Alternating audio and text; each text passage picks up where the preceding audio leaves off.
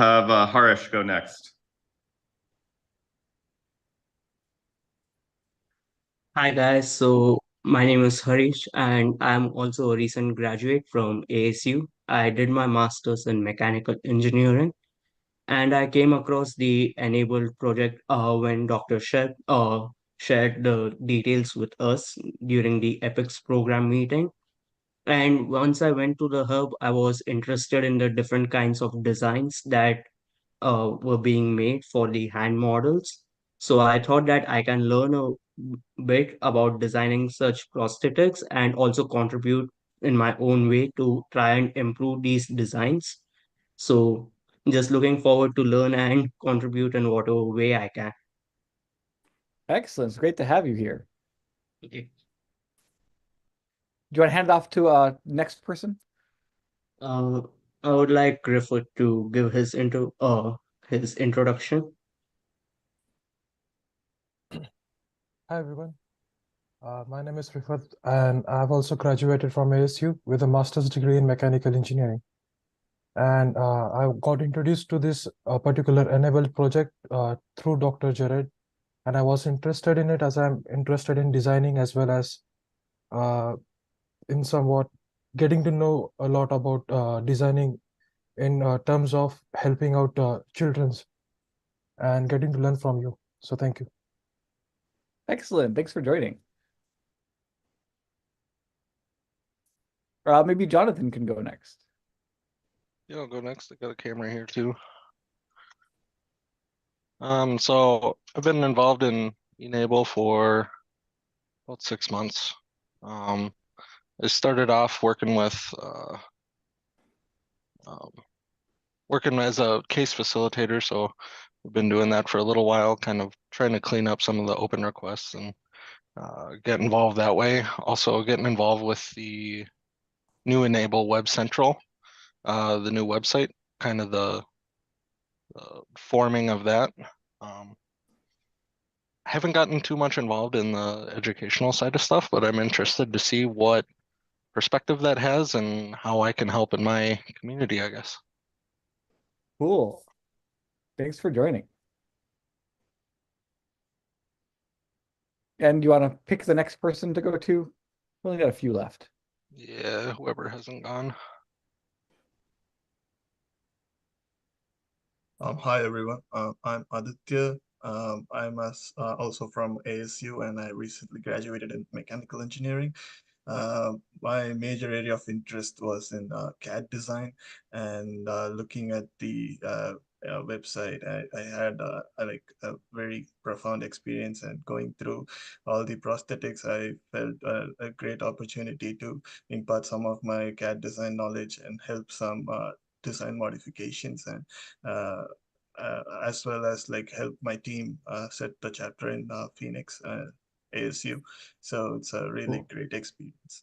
Thank you. Well, thanks so much for being here. And what's your daily driver for CAD? Like, which software suite do you prefer? I use Siemens NX as well as SolidWorks. Those two are my go-to. But I saw that most of the prosthetics were in Fusion 360 after going through the CAD files in the e-NABLE website. But for me, it's Siemens NX and SolidWorks. Cool. Yeah. Well, I think your skills are invaluable for this community. Thank you.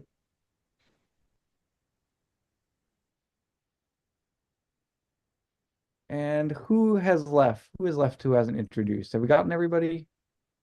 I can go. Yes. I'm Sarah. I'm a coordinator for e-NABLE. So I'm here at a lot of these meetings, and if you've had any questions and posted on the hub, you might have gotten an answer from me. But it's good to see all of you here. Thank you for coming. And thanks, Sarah, for organizing all of this and getting our stream going. Sarah is the driving force behind making these meetings happen.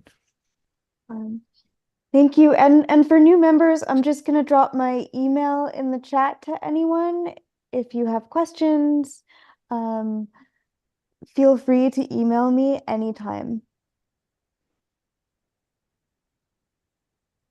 And is that everyone? Did anyone not introduce themselves? Sorry. Can you guys hear me? Yes. Hi, good morning, everyone. My name is Asaduddin Khaja. I'm a graduate from ASU as well. And I'm proficient in SolidWorks, AutoCAD, Fusion 360. So any help needed, I would be, ready to help at any point of time for sure. Thanks so much for joining. It's great to have such a big cohort from ASU with some really deep technical skills. I think there's a lot for you to engage with in the e-NABLE Thank you, community. appreciate it. Yeah, any help? Yeah, I'm right there. And so we could take this meeting a few different ways. We could do Q&A, we could talk about projects, but since Dr. Rick Williams is here, I always want to see what he's up to. So if there's any projects you're willing to share, that might be an interesting starting place. I'm sure everybody would get something from that. Sure. I've been with e-NABLE for quite some time. I guess I was one of, they consider me lunatic fringe because I don't always work within the normal confines, but we tend to take projects that interest us. And one of the things that we also like to do is anything we build, we like to then try to mod it to where it fits either alongside of or on top of e-NABLE devices. So a lot of it's just impossible to build any kind of device that, that fits everybody. There's always got to be something a little different. The sizing is, of course, key. But we've taken a different approach because we've been working with people with ALS. I really didn't know that much about the ALS community. I got involved because a local surgeon brought me into his project because he was, quite frankly, unable to help very much with some of these people. And after I met some of them, it absolutely broke my heart. So what we wanted to do is not start from scratch. We wanted to start with e-NABLE devices to learn. We wanted to learn about ALS. We wanted to learn what are their problems, what are the things that are happening, in their lives. I understand it's a death sentence. I get that. But if you can give them a year of being able to take care of themselves and use their extremities again, why not try? And of course, that kind of research is going to bleed over to everybody. Everybody can use that at some level. So if it's okay, Roy, I'd just like to show you something we've been doing. Yeah. Okay. This is a kinetic hand. All right. One of the e-NABLE kinetic hands. What's interesting about it is we've modded it because, you know what? How did that thing get turned on that is screwing with my picture? I don't even know what that is. Anyway. Your video background, yeah. Is that what's doing it? You're in the Northern Lights. Can I turn that off somehow here? Yeah, on the video button somewhere on your device, you should be able to change the background. That's an iPad. So, well, anyway, I'll just kind of show it to you. But what's going on? I'm sure you've all seen the kinetic devices. We started off with this 2 women who were ALS patients. And initially they had some movement in their fingers, even though they had strength problems. And of course, the fingers and wrist, everything started to atrophy as the disease progressed. So that caused us to just keep stepping it up a notch. We started off with a kinetic hand because they had a wrist, and it helped them to use their fingers. We basically set it up to where we had the kinetic that fit over their fingers. And then we would use the kinetic like we built it as somewhat of an exoskeleton. Well, that stopped because, of course, they couldn't do that anymore. Their fingers stopped working. Ultimately, the wrist stopped working. But I have this model that came back. I wanted to show you guys. And basically, this is a kinetic hand with our technology snapped on top of it. Now, I'm going to turn it on here if you don't mind. Finger exercises. And what it does is it's basically going to take that kinetic hand and it's going to operate it slowly. I'm just holding it. There's nothing on the back here except some hoses. Your fingers. The entire hand will be, the kinetic is just got this text snapped right on top of it.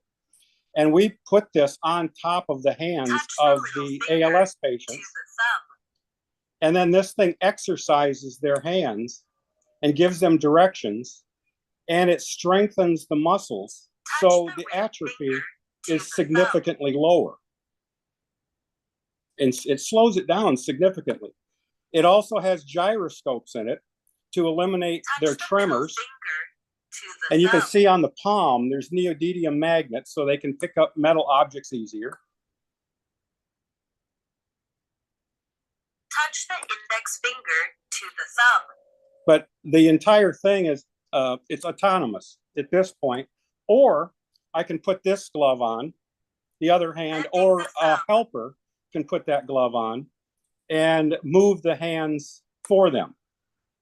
It allows them to take maybe their strong hand that does work a little better, and it allows them to pick up, they can pick up utensils, glasses, anything they want. Now, this particular model is hydraulic. It's all hydraulics. We also have one that is pneumatic, but it's not as strong. This one's considerably stronger as a hydraulic device because, as you guys know, fluid does not compress, air does. So this particular thing has really helped our ALS patients to become an awful lot more self-sufficient. They can use their hands, they can pick things up again. It's eliminated a lot. We figure about 90% of the tremors they had seem to be taken care of by the gyroscopes, and it also has a TENS unit built in. The TENS unit stimulates the muscles and nerves of the hands. So even if they're not using the hand, the TENS unit is connected at the fingers, the back of the hand, and the back, top of the wrist right here. And all day long, it causes the hand to fire and trigger. We've been working with a local surgeon who initially was skeptical, but he's running it here in St. Pete, and I think he's seen some fairly dramatic change in some of the patients.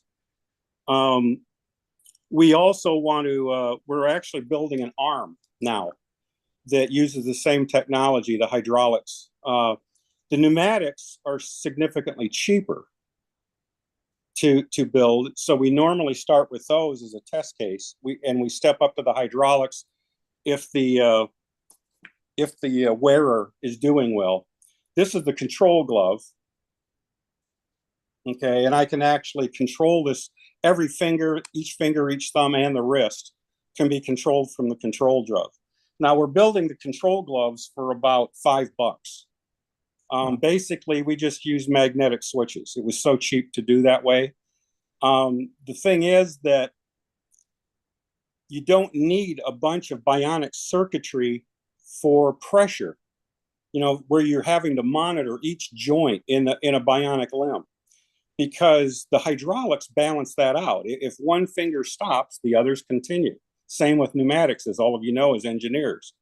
So what basically happens is a lot of the tensor, what the grip strength, all of that stuff can be controlled via at the pump level. Now we're developing new pumps because, as you guys know, if you take a compression pump and you reverse it, you lose about 70% on a vacuum. If you have a vacuum pump and you try to reverse it to make it a compressor pump, the same thing happens. You lose an enormous amount of power. So we're developing a new head for the pumps where we can get down to one pump, and it does a fairly good job of both vacuum and pump. Now we did try the peristaltics. The problem with those is that's liquid only. We can't use with pneumatic. Now the peristaltics are great because you can stack them. They're very low form factor. They work beautifully, and they're super cheap. You can 3D. We've been printing 3D peristaltics for months now, and they perform beautifully in hydraulic situations. But we also want the pneumatic. Right now, we're only using distilled water. We settled on that for the liquid because we don't want to hurt anybody, any oils or anything, and we're very careful about what we're putting. Like this particular appliance is a diving glove. It's a neoprene diving glove, and all we do is we just snap our hydraulics on it. Super simple, super easy, super cheap, and it requires a significantly less electronics than what we've seen having to do. We have a whole shelf behind me of bionics that one of them has 15 servos in it. And Wow. one of the problems we're finding is servos last on a human maybe a day.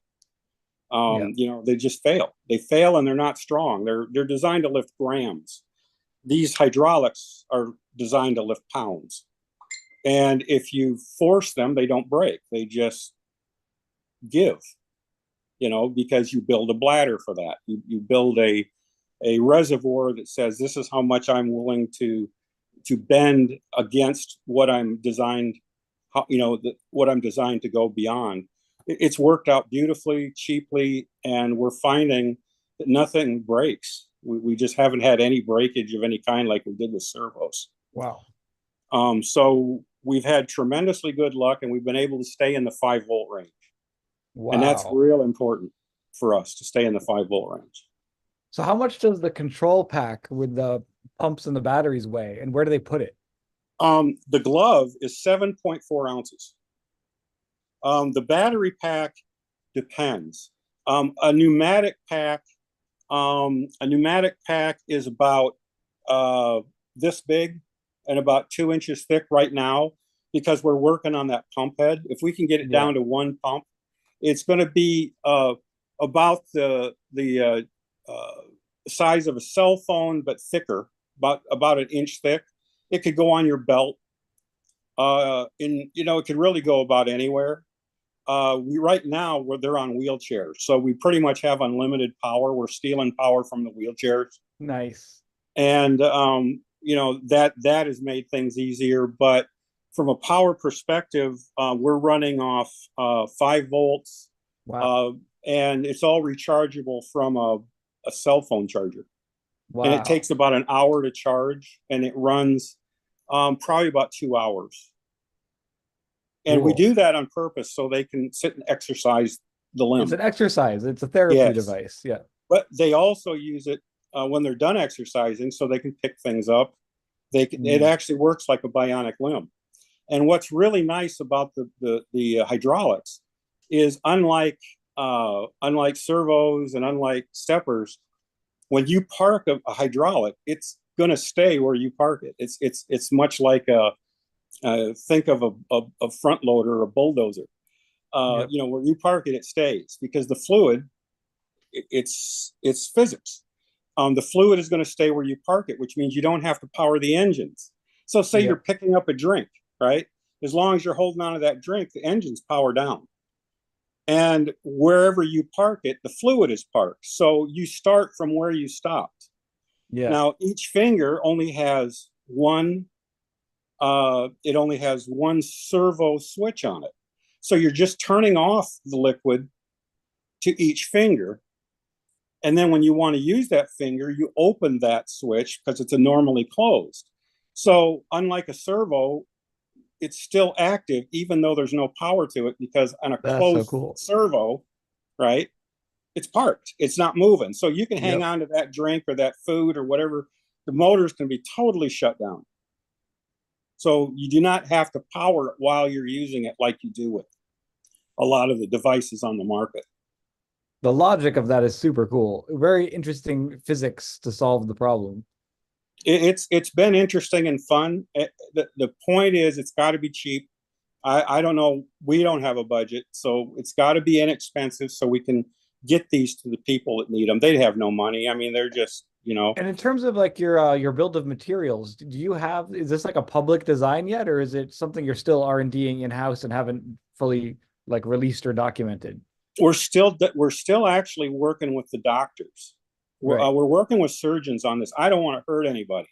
And Yeah. I have to be honest with you guys. I was horrified when I first put the TENS unit on here. I think, God, what if I hurt one of these people? You know, I just didn't understand. So this has all been under the guidance of one of the best surgeons down here in St. Pete. He's probably one of the best in Florida.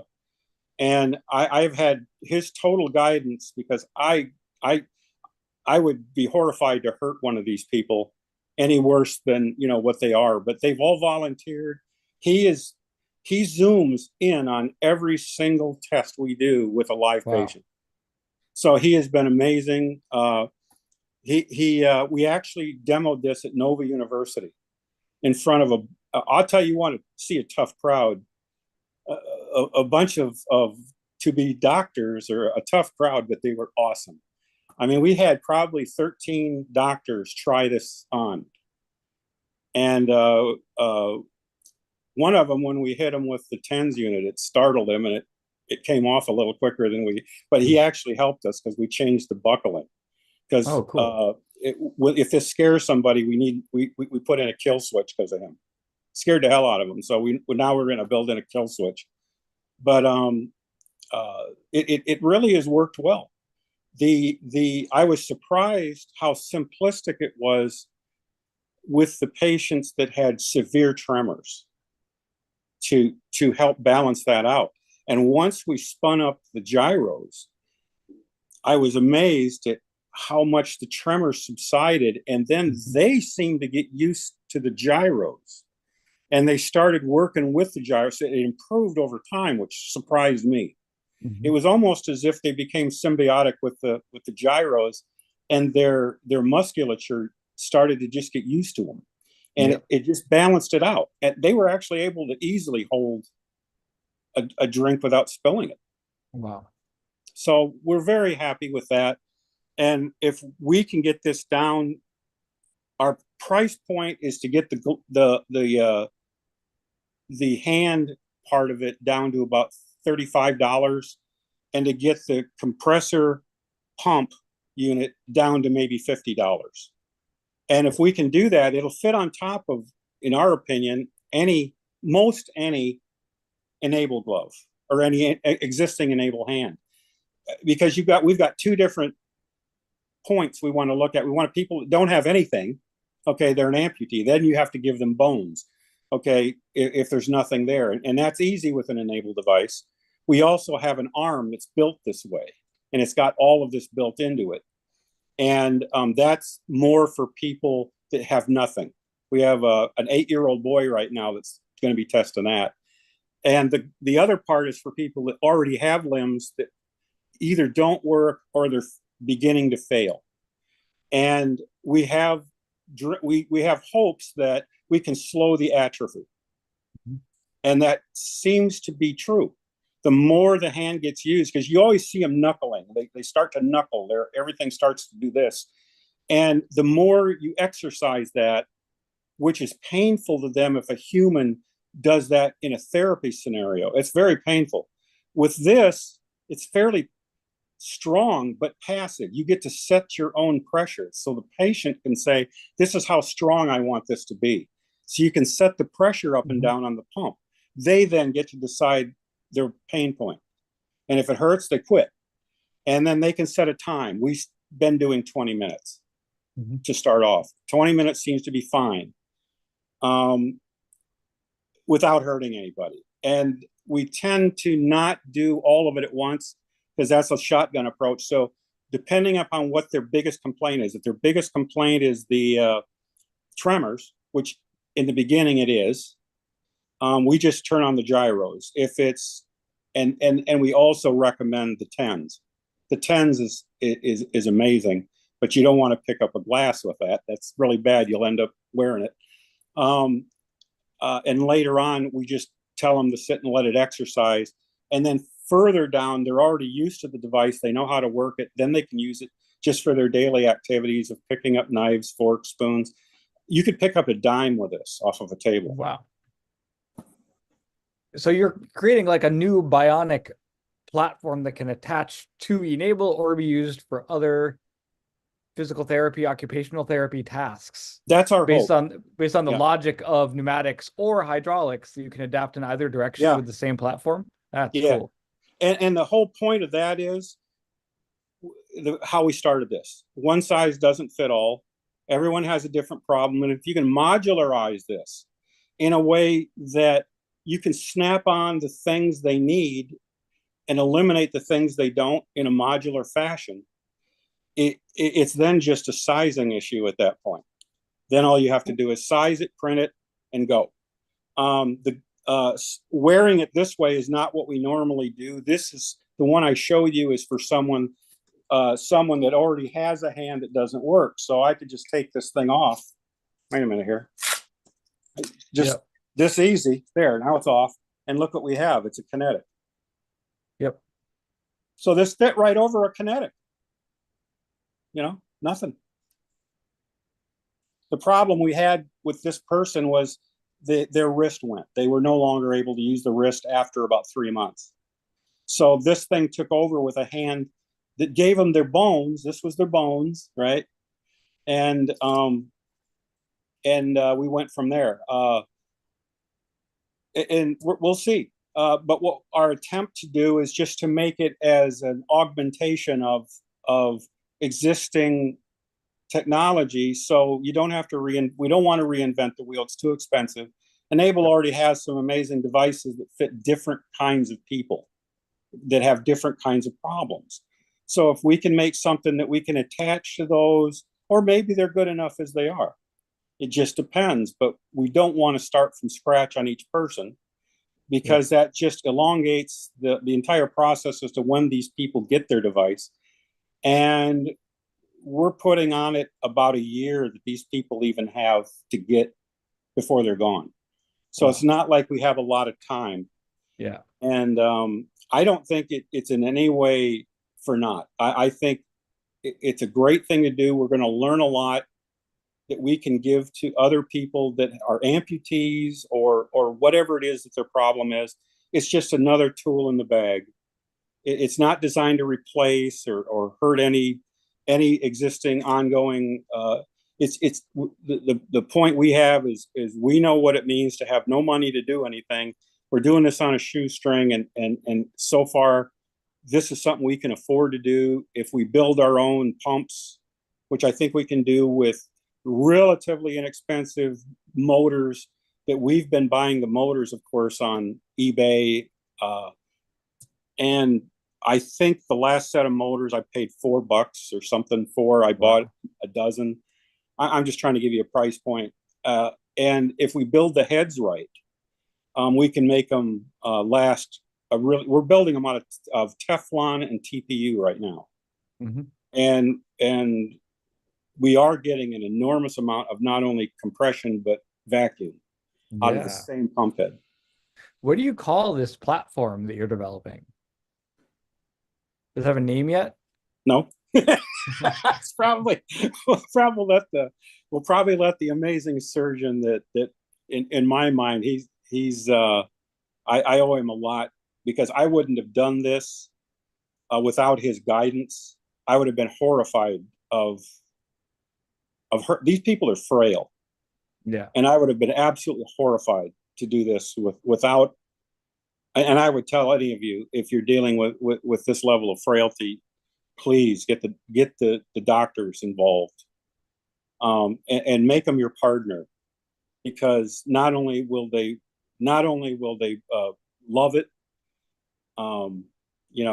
We actually, I hate to tell you this, but we actually started this on dogs. We have a dog that lost the use of its legs, and she's now walking around here.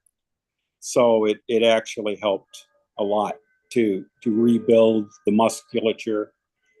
I have the device behind me on the shelf, but we snapped it on her, and it was I think beneficial to get her musculature back and operational, and her nerves working again. But on people, not that it's our baby. It's not like we hurt her, but on people, this ALS is a horrifying thing, absolutely horrifying. And every time one of the patients comes into my office and talks to me, I see how they degrade, and it's just the saddest thing to watch. Anything you can do, anything any of you can do to make their time better, it's well worth the effort. Super inspiring. And I remember seeing this when you were starting this project. It's evolved a really far. Oh yeah, you've come a long way with the prototypes. Oh yeah, it's come a long way, but the beauty is the simplicity. It's stupid simple.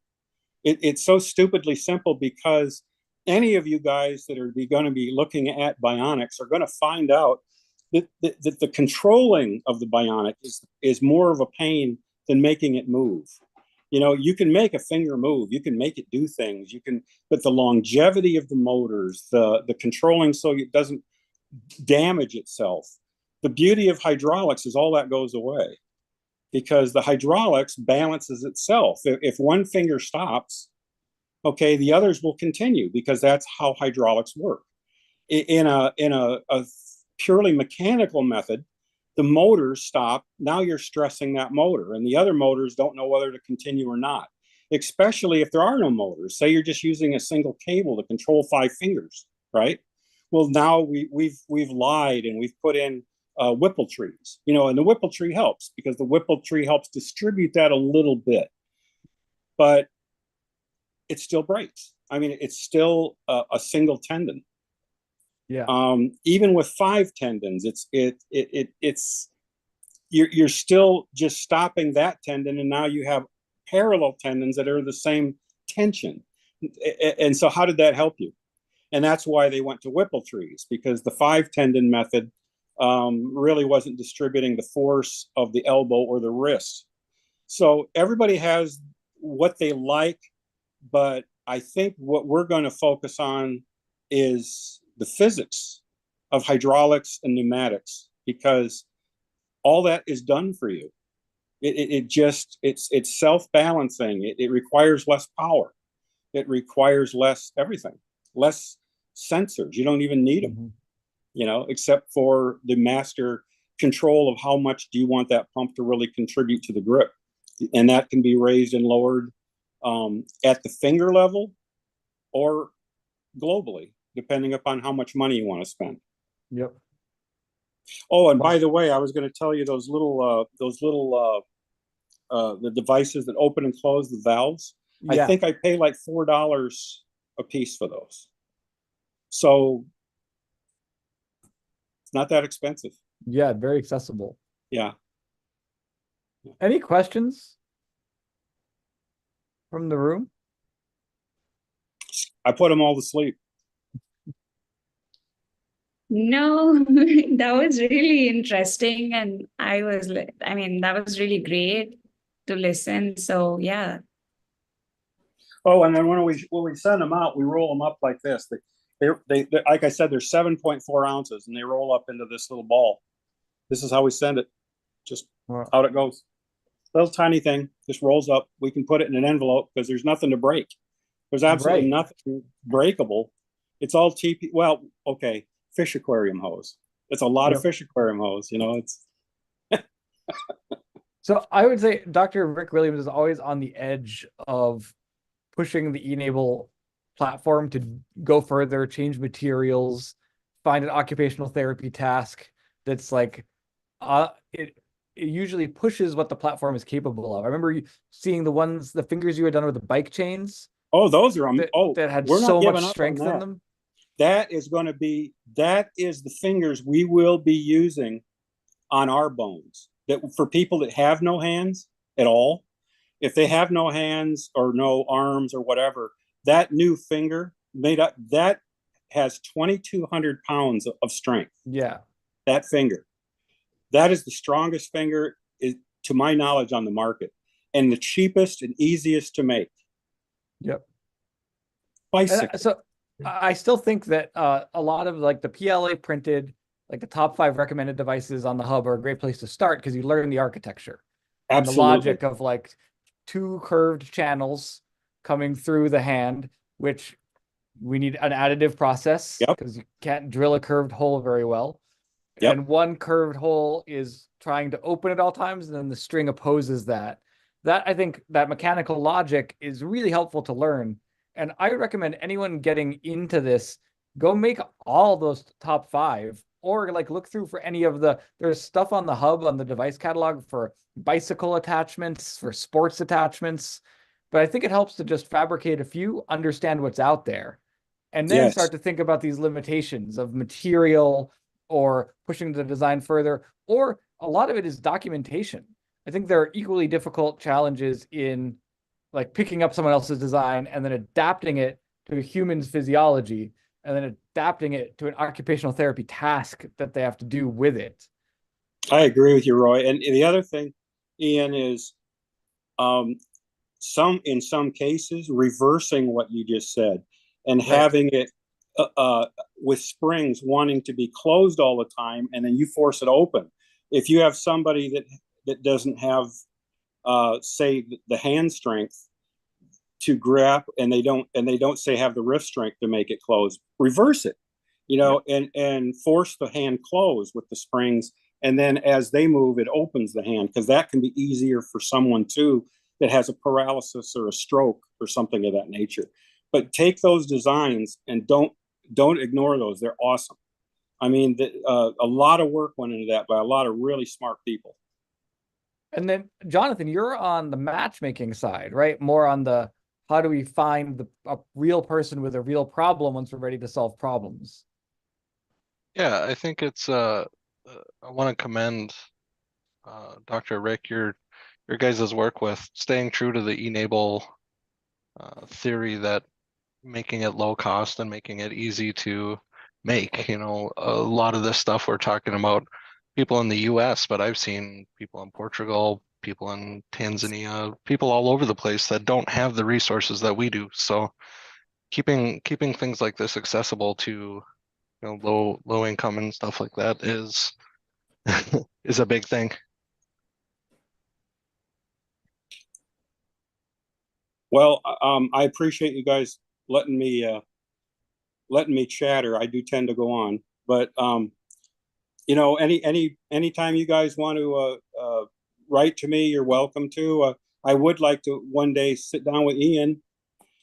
Yeah, we got to hang out. And also, I'd love to help document your stuff once it's ready. I think like me and my team of students could help like write the guides to make some of your stuff like as a lever to get it out to more people.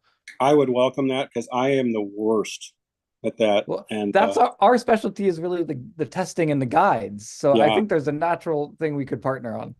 I mean, some of the simplicity, like with the control glove, so you can actually control. I mean, you guys have all seen the really nice things that you can get. You can get thermistors, you can get all sorts of things that you can bend your finger and tell how far it's bent by changing the resistance. Well, this is a magnetic switch, on off, and it's on each finger, right? How much dumb simple could it be? And cheap. You're talking about a magnetic switch on off. What more do you need when it's hydraulics? Now you can put variable varistors on each finger. There's nothing stopping you from putting as much advanced necessity in as you wish, but we try to build it as simple as possible. And then if you want to go further with that and make it variable, that's fine, but that's money. Okay, and so we try to get everything off the shelf if we can, because we also teach people that we work with how to fix and repair their own device. Yep. So they have to be able to go down to Ace Hardware and I need this part, and that's fine. I mean, we welcome that, and then we try to build them in a way where they can do that. I really like the design philosophy.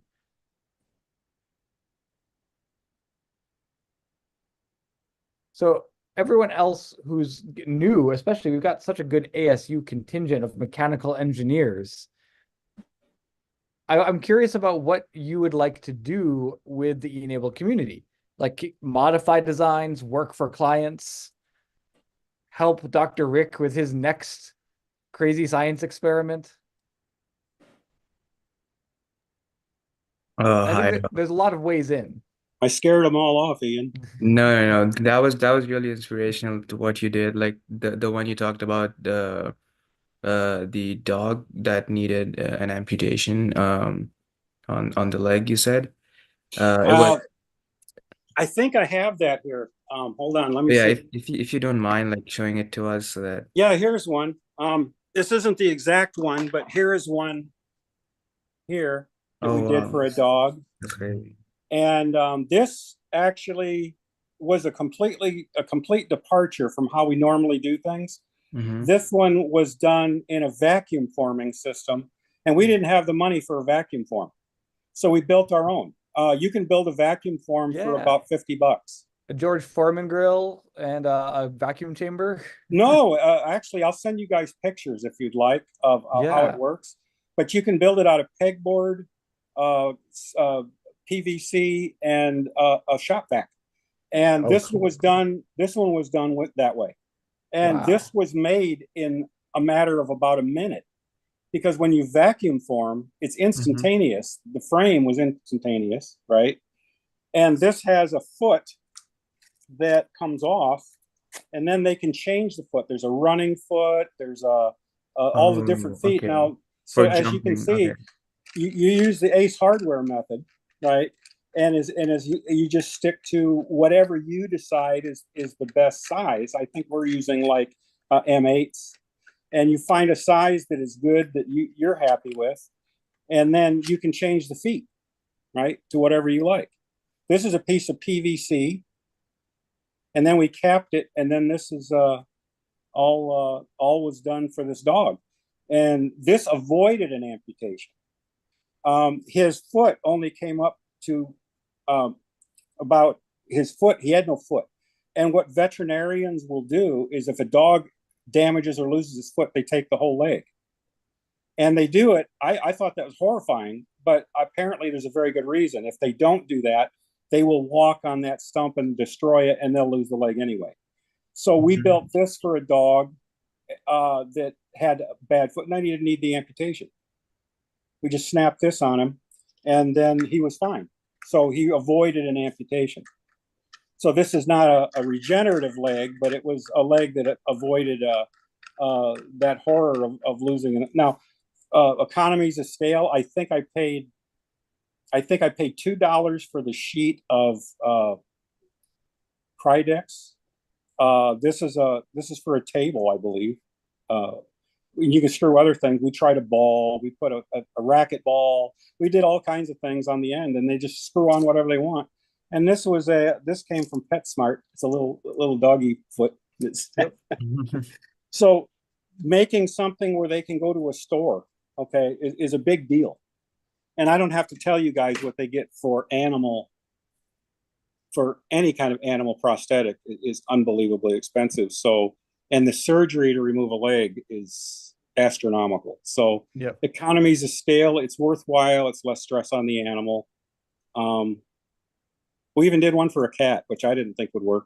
I thought the cat would be bouncing off the ceiling, but after a while, he's fine. He didn't care. We've been trying to find local veterinary clinics to work for. For us in a university, it's very hard to get a research protocol approved to work directly with animals. But we can work for people who have research protocols. Like like what you're doing with that doctor. Like if you find a doctor to work for or a veterinarian to work for, then you're really designing things for a human whose job it is to then take it to the next step. Exactly. It's his device, and that's how I look at it. I have a surgeon. I found a surgeon, a veterinary surgeon. It's his case. I'm just working for him, and that's how we did it. And it's the safest for everything. Everybody legally, it's safe for the animal. It's safe for everybody because as long as I take it as I'm learning from the surgeon, and I'm just building him an apparatus. Oh, and they're usually super grateful for the contribution because they know all the nuances of how to adapt, like what the skin and tissue needs from pressure, what the actual use case, where the forces are coming. But they don't have the fabrication and design skill set because their whole career is focused on the patient. Totally. So anyone from the engineering side, that's a great connection to make. Yeah, it is. And we worked right with the doctor when we did it, because he had to knock the animal out. So he was there when we did the measurements. We had to put the animal, we had to put him out. And of course, then we alginated him. We alginated the leg. We actually alginated both front legs. And as you guys all know, as engineers, you want a good limb and a bad limb. So you can reverse the good limb, right? And then that's how you're going to design the bad limb. Then of course we made the plaster cast. And after we made the plaster cast, we put it in the vacuum former. Poof! Just like in 30 seconds, you got a. So you did a fully analog process, because that device looks fairly advanced in terms of design, but it was all just based totally analog. We have one of my favorite sayings for design and fab is measurement is the enemy of precision. Yes. Right. So if you can avoid ever taking a measurement, you'll get a much more accurate fit. Yes. And I'm here to tell you, having that plaster cast through the whole process is nothing but awesome, because it's not like you can keep going back with this dog. You've got to get everything up front. The plaster cast is perfect, because now you have something not only to fit to put in the vacuum former, but this Krydex stuff is amazing, cheap. I think it's $2 a sheet. I don't know. I've got a stack of it, so I haven't purchased it lately. Yeah. But the Krydex, I guess they use it, Ian, for gun holsters, I guess. I don't know, but it's amazing material. And you can vacuum form it over and over again. It seems to retain.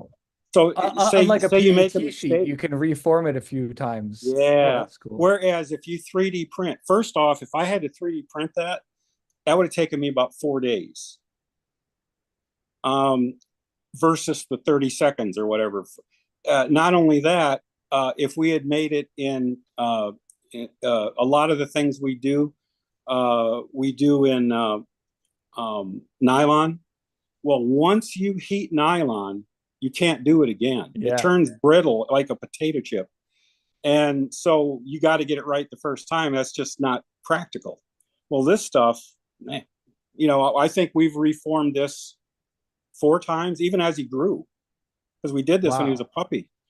And that's why I've got it. It stood up while he was growing. Same piece of plastic didn't break. No, you can't hurt this stuff. It's amazing, cheap. And if you build your own, vacuum forming machine, and anyone that's interested, I'll send you how you can do that. You build your own vacuum forming machine. I want to say we had $50 in it, not including the shop vac. Yep. Because that's not fair. We use the shop vac for everything. So it was a few pieces of wood, and we built it pretty. I mean, ours looked nice. It was real nice wood. You could do it. You could 3D print them too. Yep.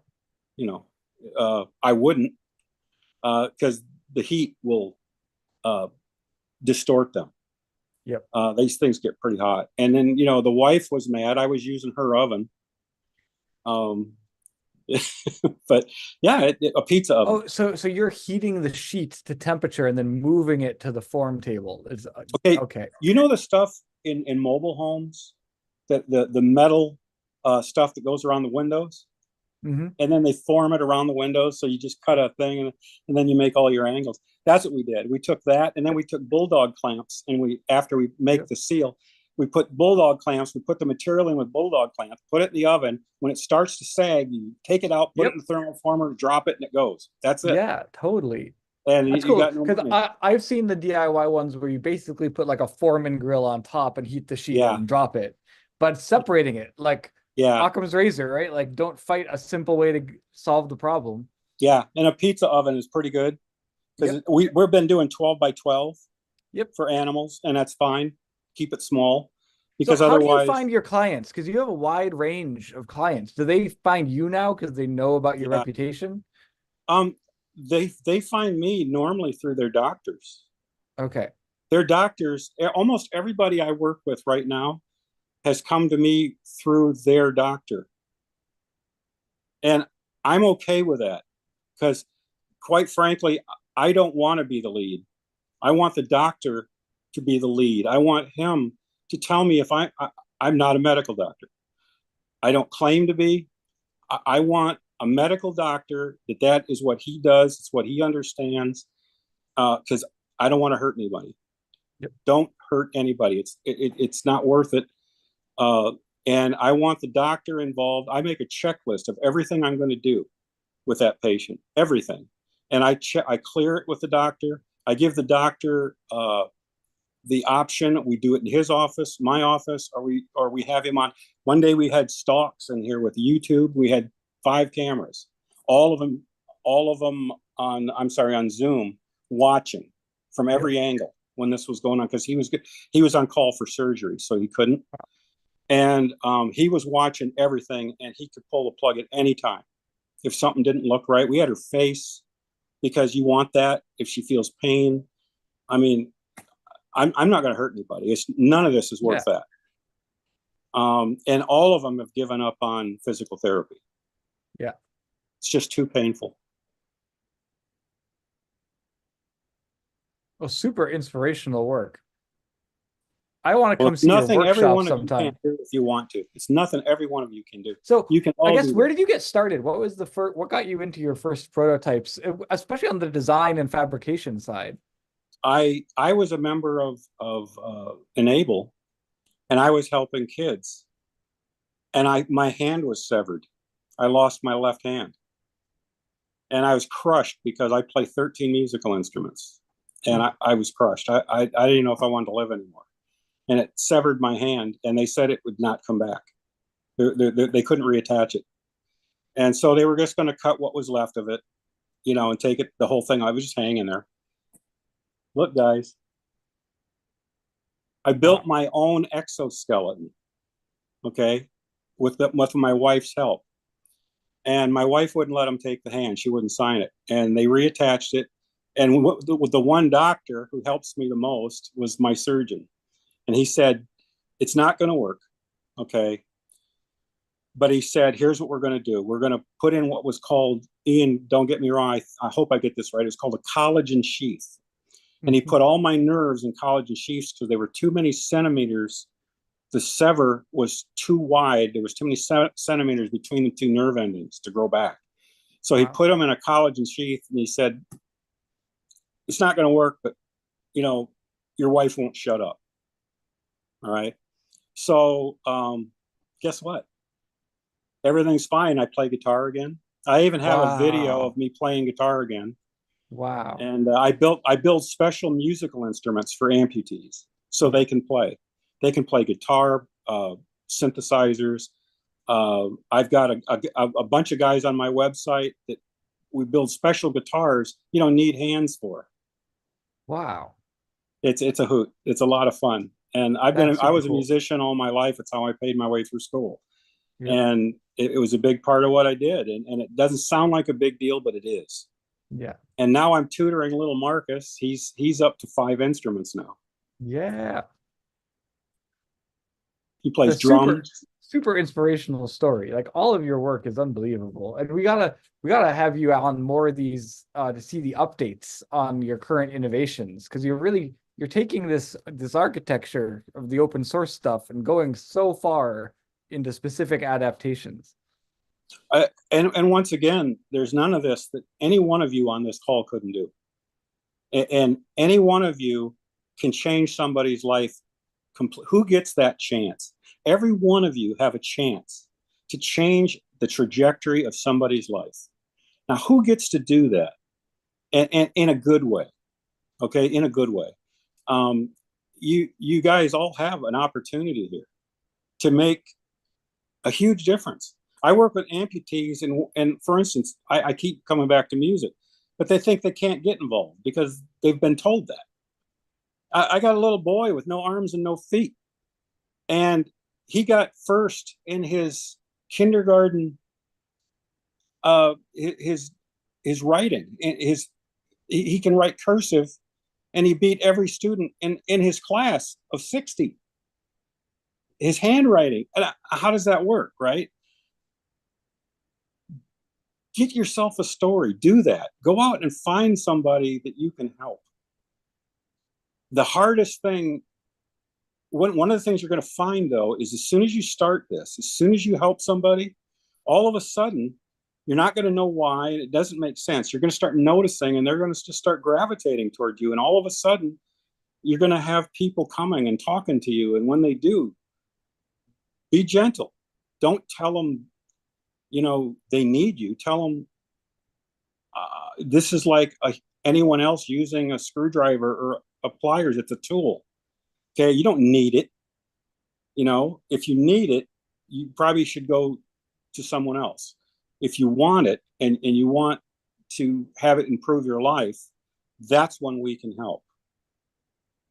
It'll improve if you can improve someone's life and make it better. Who gets to do that in a lifetime? I'm a strong believer that the best way to heal yourself is to help others too. It is. And when I got my hand back, it changed everything. So get out there and do it, guys. It's a lot of fun. Yeah. It's the best job you'll ever love. So we're at the top of the hour. Want to be sensitive of people's time, but we'll be back in another couple of weeks. No, it's always such a treat to have you here. And if you want to connect with us, we're on the hub. You can always send me an email. I'll put my email in the chat as well. And Dr. Rick, we've got to hang out. I want to see your workshop sometime. We got to make it happen. The wife has changed my workshop dramatically. It's not as big as it was.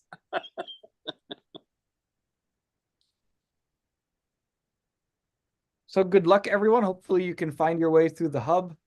I put my email in there. Happy to geek out about 3D printing and design anytime. And we'll be back in another month for our next new member education meetup. In the meantime, check the calendar on the e-NABLE Hub. There's stuff going on every week. And Dr. Thank you for having me. Thank you so much for talking us through some of your projects. It's so inspirational. Thanks, everybody. Sorry I monopolized your meeting. No, it's awesome. Rick, thank you so much for coming. It was wonderful having you. And it's good to hear from you, Sarah. It's always a pleasure. I'm